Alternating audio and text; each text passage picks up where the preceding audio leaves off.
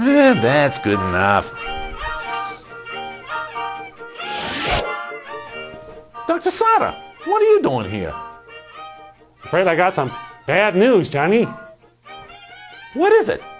Give it to me straight, Doc. Your terminal. Oh no! I'm terminal!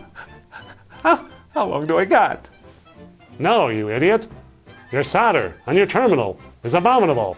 I don't like saying it either, probably because it's so hard. Your terminal is abominable. Hey, I did it again. Oh no! I feel terrible about this. That's okay. I know a good remedy. What? I'll try anything. Well, sit up straight, stop your moping, and watch this. Somebody, get the popcorn.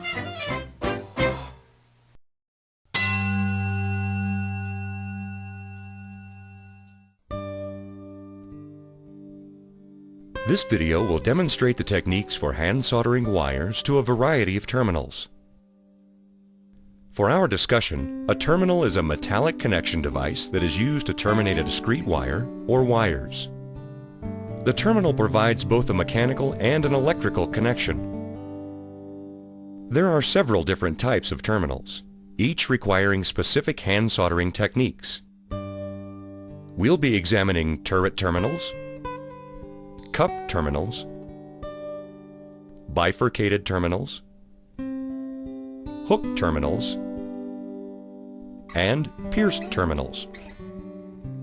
For an overview of the tools and materials required for basic hand soldering of through-hole components to printed circuit boards, as well as safety and handling considerations, refer to IPC Video's DVD 42C for tin lead soldering and DVD 43C for lead-free soldering. A hand soldering iron with interchangeable tips will be used for soldering terminals.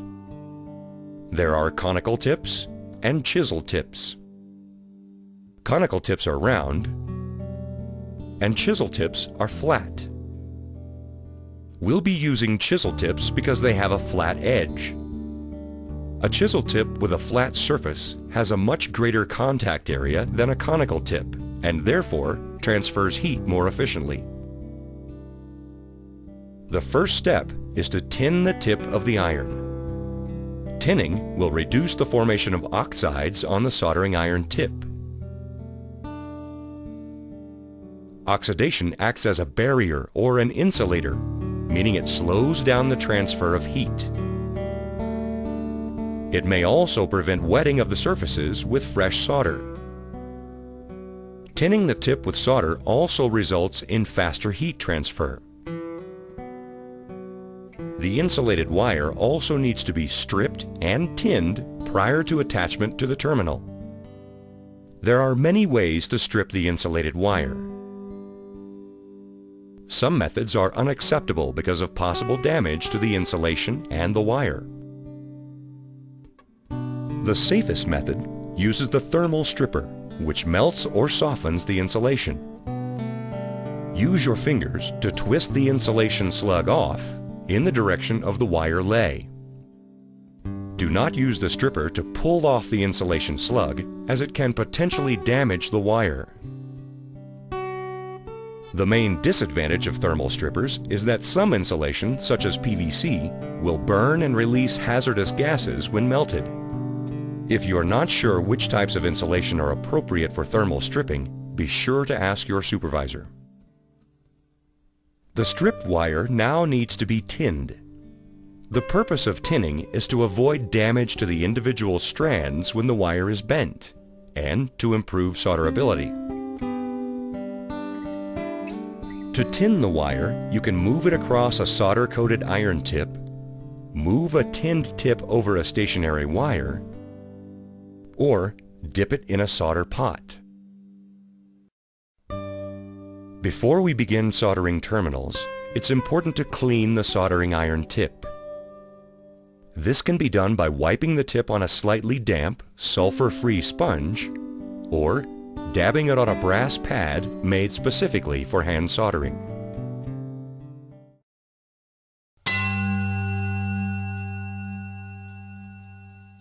We'll start with the turret terminal.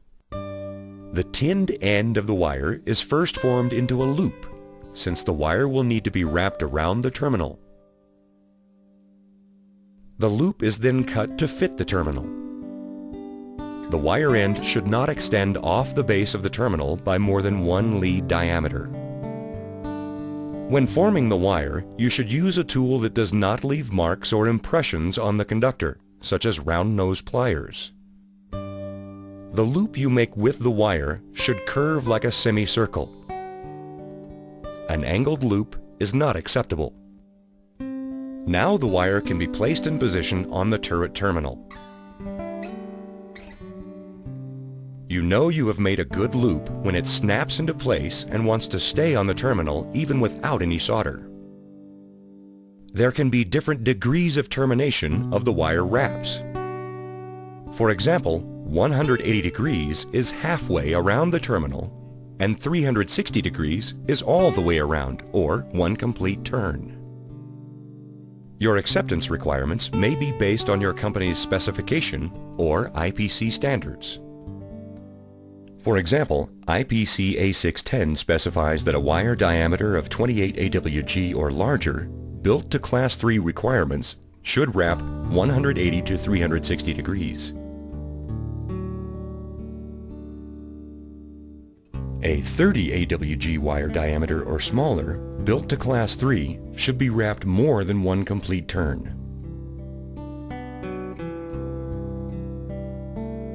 During the soldering process, nothing, except for the technician's hands, should move. This will eliminate the risk of disturbed solder.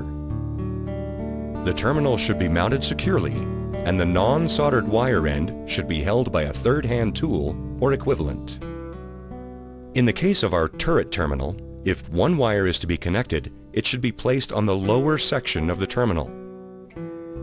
It should lay flat against the base so that any mechanical stress will be transferred to the board rather than tilting the terminal and perhaps damaging the land.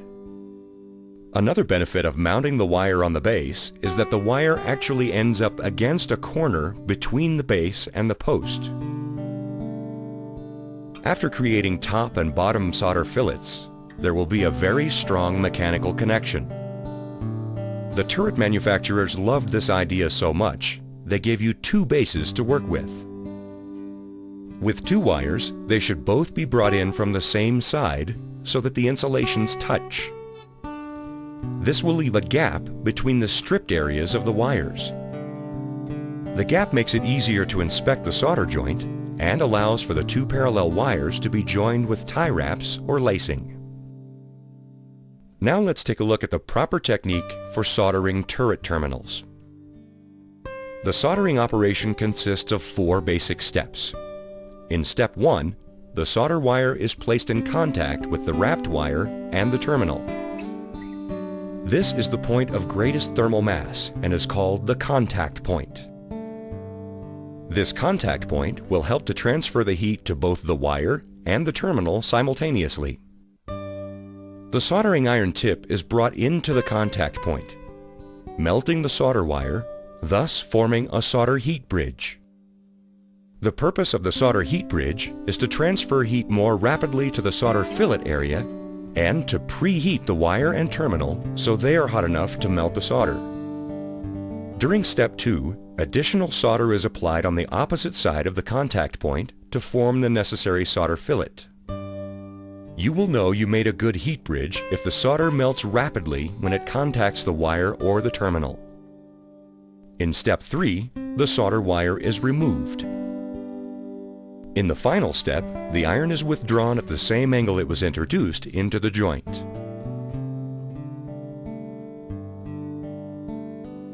Notice that the iron was inserted at one location, held still to transfer maximum heat, and then removed. The iron should not be moved up and down, making multiple contacts. It's appropriate to think of the soldering iron as a heat source, not a paintbrush. Let's watch the entire operation once again in real time.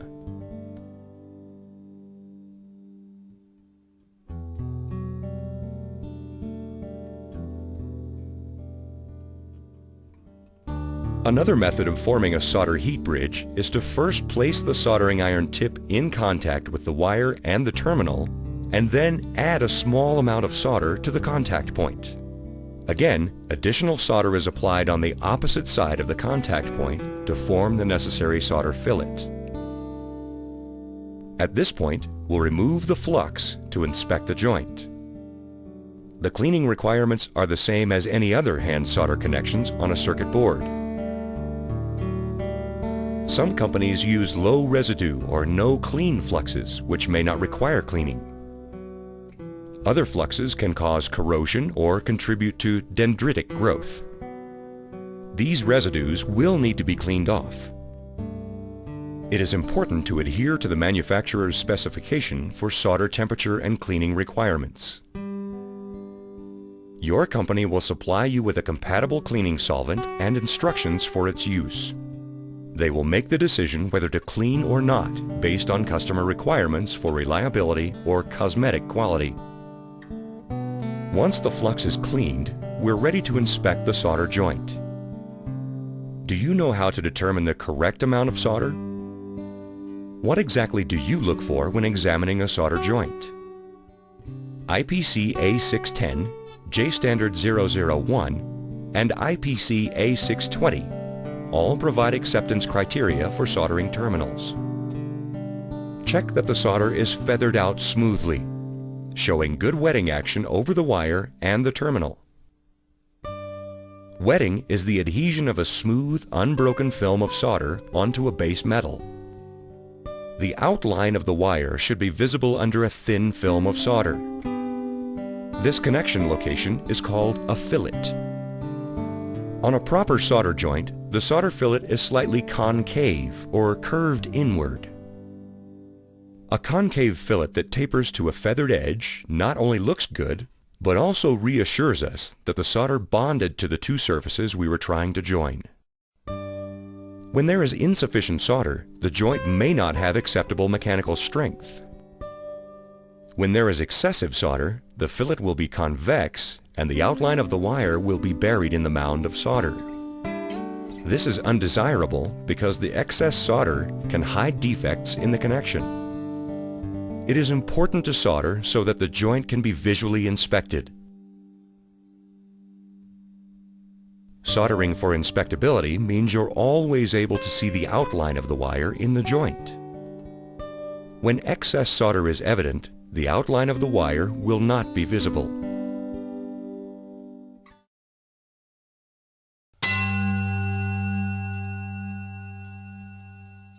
The next type of terminal we'll discuss is the cup terminal.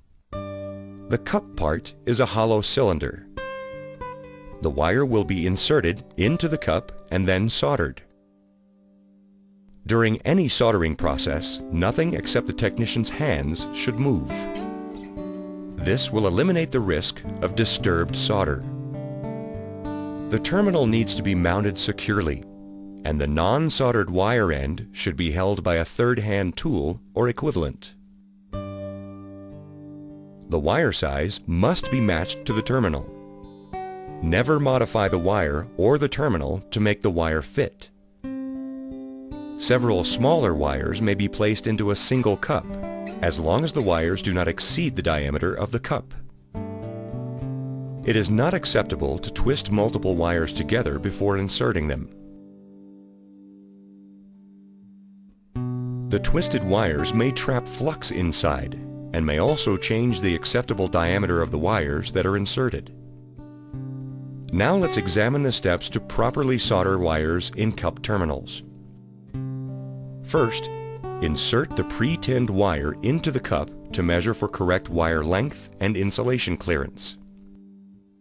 For minimum insulation clearance, the insulation may contact the top of the cup, but not interfere with the solder wetting to the inside of the cup terminal. Maximum insulation clearance should be less than 2 wire insulation diameters, or 1.5 millimeters, whichever is larger. As you can see, the insulation clearance in this example is excessive and should be corrected before we solder this connection. Now we'll place the properly stripped and pre-tinned wire into the cup. and secure the wire using a third hand tool or equivalent. The conductor should be fully inserted into the cup, touching the back wall for its full length. Next, we'll place a large, clean chisel tip against the back of the cup to transfer heat into the terminal.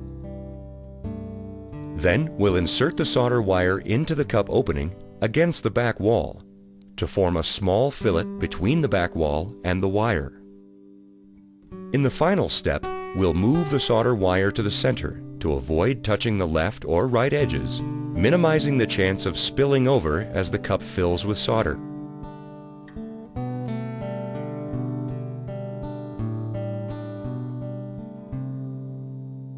The solder wire and the soldering iron tip are then removed from the cup at the same time. It's important to leave everything still until the solder solidifies. If excessive solder is used, it will spill down the sides of the cup. If insufficient solder is used, the solder connection won't have the required mechanical strength.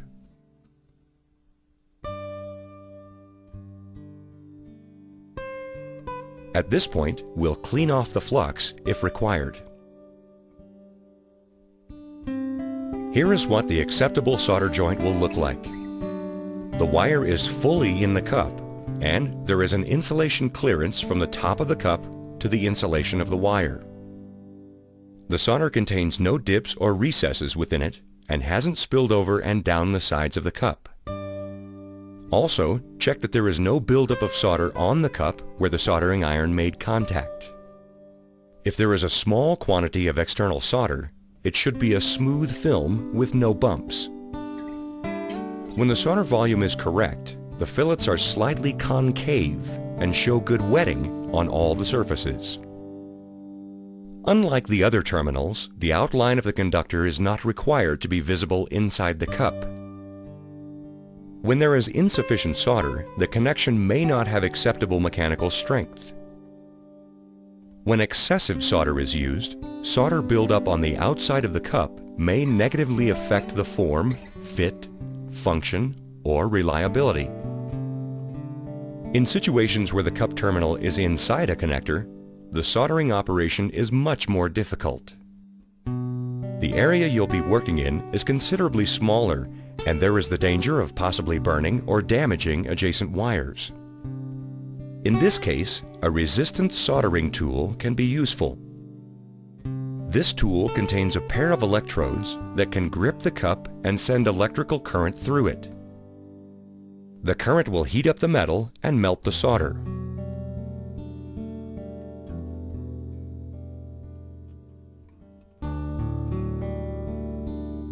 The manual for the resistance soldering tool will specify the correct setting based upon the type of terminal you're soldering.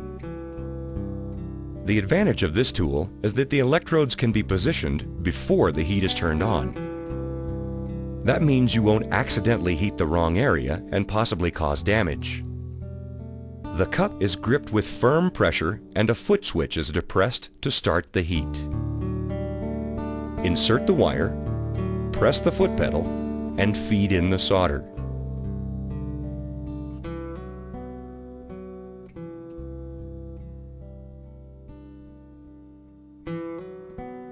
Then, release the foot switch. After solder solidification, remove the electrodes. The foot switch should always be released before the electrodes are removed to prevent arcing. Electrical arcing could damage the plating on the terminal.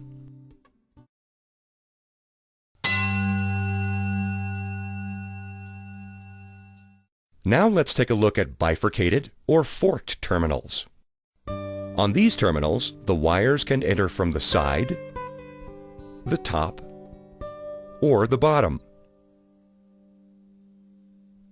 Side entry is commonly used when one or more wires are connected. The recommended minimum wrap on a bifurcated terminal is 90 degrees.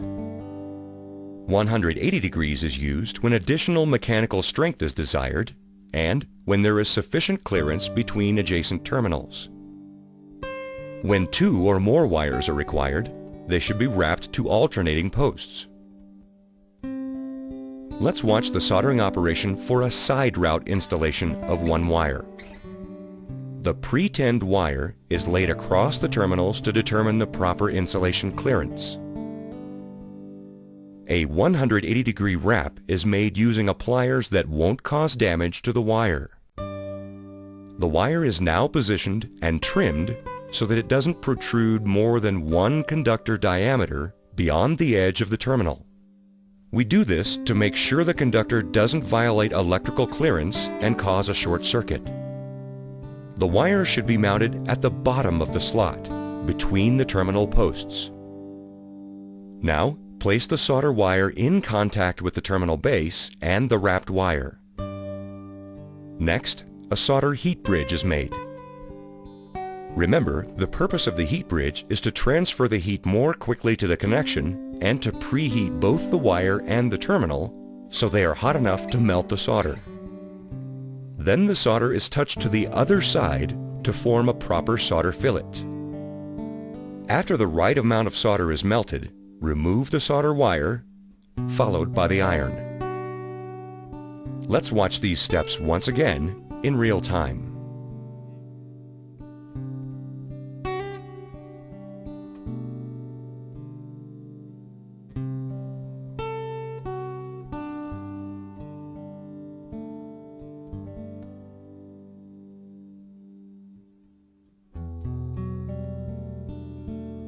The joint can now be cleaned, if required. The acceptable joint will have a concave fillet between the wire and the terminal. It should be smooth, clean, and display evidence of wetting. It's recommended that the wire should be in contact with all 3 terminal post surfaces. Here's another joint that has insufficient solder and may not have acceptable mechanical strength. Also, notice that the wire is extending beyond the edge of the terminal more than 1 lead diameter, which is not acceptable. This joint has excessive solder. The fillet bulges out, and the outline of the wire is covered by the excess solder. In addition to side entry, wires may also enter from the top or bottom. For top entry of bifurcated terminals, the tinned wire may be bent to double thickness, thereby contacting more surfaces for a stronger connection. Once properly inserted, the wire is soldered.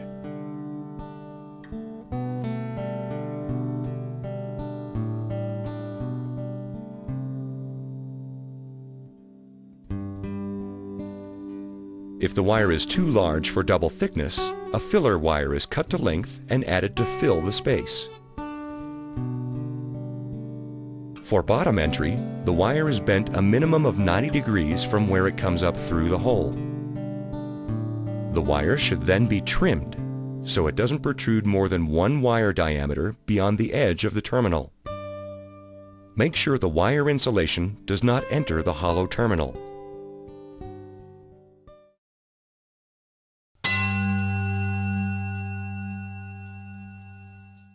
Next, we'll look at hook terminals.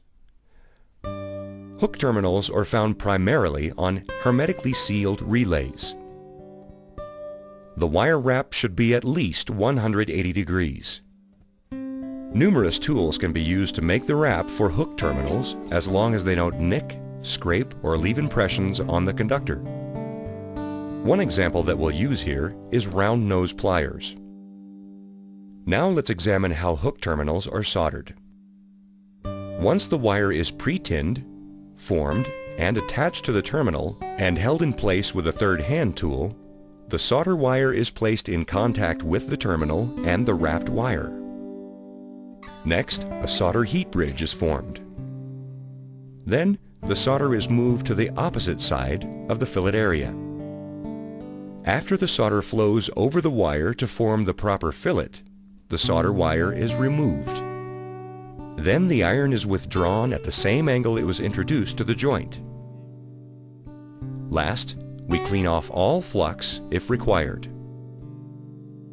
The acceptable solder joint will have the same characteristics we've seen so far. slightly concave fillets, and evidence of good wetting. Here are two unacceptable solder joints with insufficient solder and excessive solder.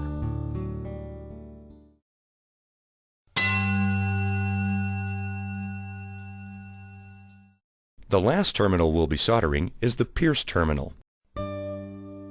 Pierce terminals have a hole in the middle. The hole may be circular, oval, or square.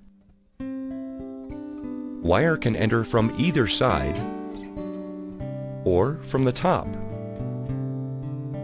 The pre-tinned wire should be mounted through the hole, then wrapped and positioned to contact both the flat sides of the terminal and held with a third hand tool. Let's watch the proper soldering operation for pierce terminals. Notice that it's the same basic procedure we've seen for many of the terminals. Remember the 4 basic steps of the soldering operation. The solder wire is placed at the point of greatest thermal mass, in contact with the terminal and the wrapped wire. Additional solder is then applied on the opposite side of the contact point to form the necessary solder fillet. The solder wire is removed when a sufficient amount of solder has been added to the joint. Finally, the iron is withdrawn at the same angle it was introduced to the joint. Then the flux is cleaned off if required. The target joint will have a concave fillet between the wire and the terminal. It is not necessary to fill the hole of a pierced terminal with solder. The solder fillet only needs to be between the wire and the flat surfaces of the terminal. It should be smooth, clean, and display evidence of wetting. When there is insufficient solder, the joint may not have acceptable mechanical strength. When there is excessive solder, the fillet will be convex and the outline of the wire will be buried in the mound of solder. This is undesirable because the excess solder can hide defects in the connection.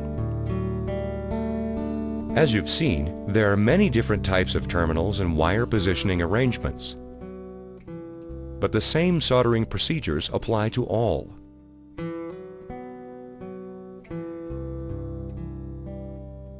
We've shown the methods for soldering turret terminals, cup terminals, bifurcated terminals, hook terminals, and pierced terminals. Terminals are part of our everyday lives. When we turn on our electronic products, we are relying on someone's careful assembly of wires to terminals somewhere inside the chassis. It's important to always do our best quality work. Take it from Dr. Solder. Your skills can make the difference between a happy customer or the other kind. Now, make 2 solder joints and call me in the morning.